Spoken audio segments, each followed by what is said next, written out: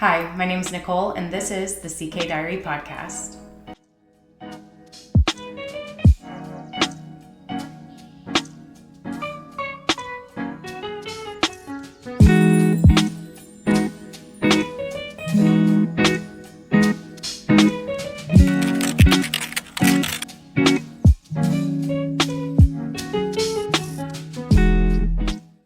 Hey guys, I hope you are having a great week.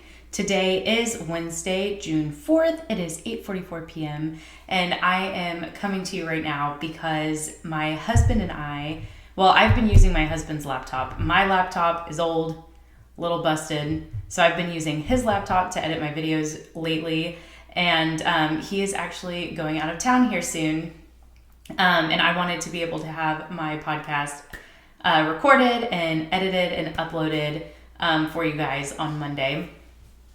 I haven't really nailed down an uploading schedule yet, but the last 2 weeks I've uploaded it on Monday, and that seems to be working right now.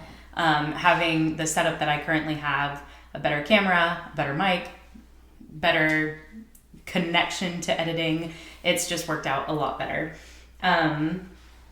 So that schedule has been working, or having a set schedule rather, has been working for me.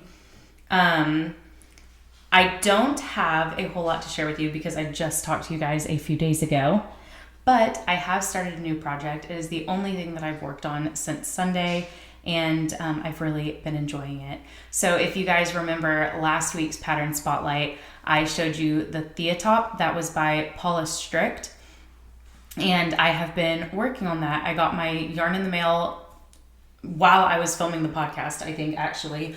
I remember saying that I didn't know for sure whenever it was going to be here because it didn't give me a delivery, like an estimated delivery date. I think it's because I ordered yarn from Knitting for Olive, and that's from out of the country. So it was just showing me updates, like when it got to the US, when it went through customs, things of that nature.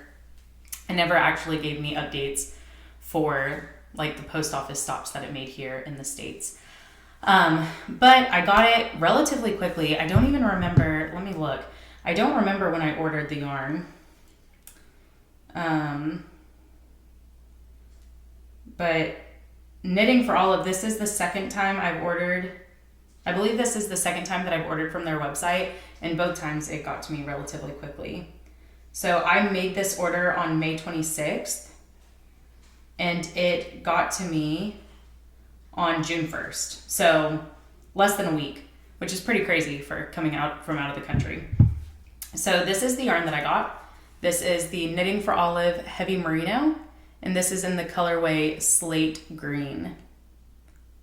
I really love this color. So I told you that I bought some linen pants from Quince, and I love them. The fit is great. They do kind of look, I don't know, maybe a little too casual. Like, I feel like they could almost be mistaken for like pajama pants. So I don't know for sure if I'm going to wear those or not. I'll see how it looks with the top. Those might just be like some comfy, like running around pants. I don't know. But I like the way they fit. I like the way they feel. We'll see how it looks with the tops, but I do have I do have a pair of Madewell shorts that I might wear with it instead. So this is my top so far. Let me see if I can get it flattened out a bit. I learned my lesson with stitches falling off the needles, and I started putting not needle minders. What are they, like stitch keepers? I don't know. Can't remember what they're called. I was keeping those on the tips of my needles, and then I took them off to knit on it while we were in the car. I forgot to put them back on. Let me go ahead and replace those so these don't fall off the needles. These are some needle minders, or what are they called? Stitch keepers? I guess stitch keepers that I got from, is it gonna focus? Is it focusing? I think so. I got these from Knitcessities like a year ago, and I think they're Cocoa Knits, maybe. I'm not 100% sure. It comes in like a big pack with a bunch of them in it.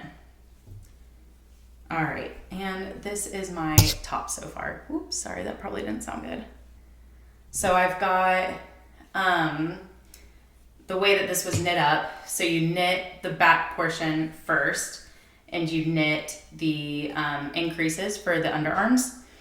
And then you picked up the stitches on either side, and you knit down the front panel, and then you connected them in the front. You knit down a little bit more with the front two pieces connected together, and then you combine, or join them in the round. And now I'm just knitting stockinette. Let me see if I can. So there it is. Now I'm just knitting stockinette until I finish the shirt. Really easy going now. I started this Sunday night as soon as I got my yarn. The only thing I did, actually, I really didn't start it yet. The only thing that I did was make the crochet chain for the provisional cast on, which I had never done before. And it was actually really, really easy. If you have a project that you have been putting on pause because you don't know how to do a provisional cast on, super simple. I didn't even have to look up a video for that one. It was, they explained it in the pattern, it was cast on however many for the amount of stitches that you need. And then you do a few extra, so you have a little bit of the crochet chain hanging on either end. And then you pick up the stitches in the back bumps. Super simple, super straightforward. I don't know if there's another way that you can do a provisional cast on because I've never done them before, but that way was super simple. I feel like I'm getting really washed out now. I don't know what I did. There we go. That's a little bit better. Okay. And that is the only project I had to show you. I did my gauge swatch. I have it hanging up here behind me. You can't see it where I'm at. And it was on the nose. Sometimes I skip the gauge swatch step. I haven't had an issue with it so far, really. The only problem I have whenever I knit garments is that I always knit them too short for some reason. I don't know why. I need to start, whenever I look at it and I'm like, this is a good place to stop, I need to knit 5 more rows. But the gauge swatch was on the nose. It did say to do the gauge swatch in the round, and I didn't. But that's because the first main portion of the tank is not knit in the round.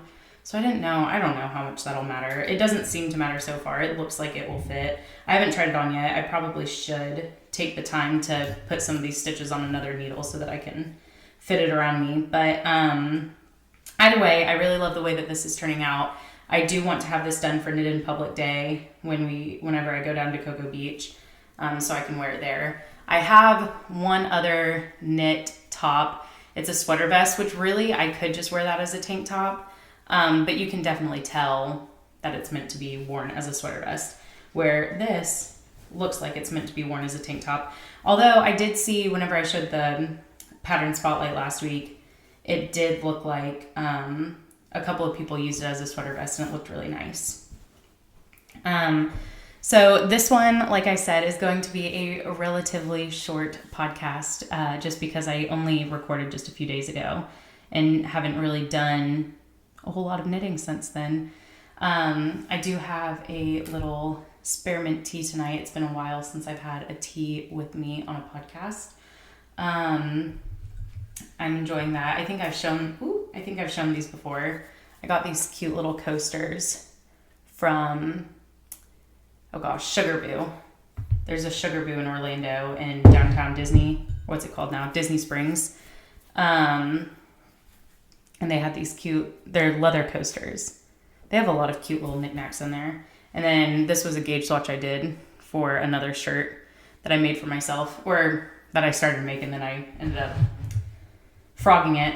But I just keep that under my little coaster because I think it's cute. I usually will use my gauge swatches as either coasters, or I'll use them, I'll hang them up on my little board back there. I'll have to show that to you guys one day. All right, and really all I have now, I'm trying to think, do I have any life stuff? I don't think I have any life stuff to share, really. We're better. The boys are better. Thank you so much for the people that messaged me and commented and said that they hope we feel better soon. We're doing much better. My oldest was, he was experiencing more, I don't know, it's gross. I don't want to be too TMI, but he was getting sick. And that's mostly what he was dealing with. And he had 3 days without getting sick. And then a couple days ago, he started again for a while, for a few hours. And then it stopped. I called his nurse to talk to her about it. And she said that she thinks he had pizza the night before. And I was like, I figured we were safe giving him pizza because it had been 3 days, but she thinks his stomach just wasn't ready for it. So we've been doing, more mild foods, not greasy. And it's been good since then. And that is it for life stuff, I guess. I do have a little pattern spotlight for you guys today. So let me go ahead and share my screen with you. Hopefully this one works. It did not work again last week. I ended up having to go through and record it all over again. So hopefully this one will actually stick. We'll see. So this is the Star Island socks from Lauren Cairns. It is a $5 USD pattern. All right. This is from Granite State Yarns on Instagram. Lauren is one of the earliest yarn dye, or like one of the yarn dyers I've been following for the longest time. I love her yarn. And let's see. Last summer for summer sock camp, she dyed like the 90s. Wait, was it 90s? I can't remember. It was for she did it on theme with the summer sock camp. I think it was supposed to be 90s. Is that right? It was very neon. Is that 90s? I mean, I was a 90s baby, but I was at the end of the 90s.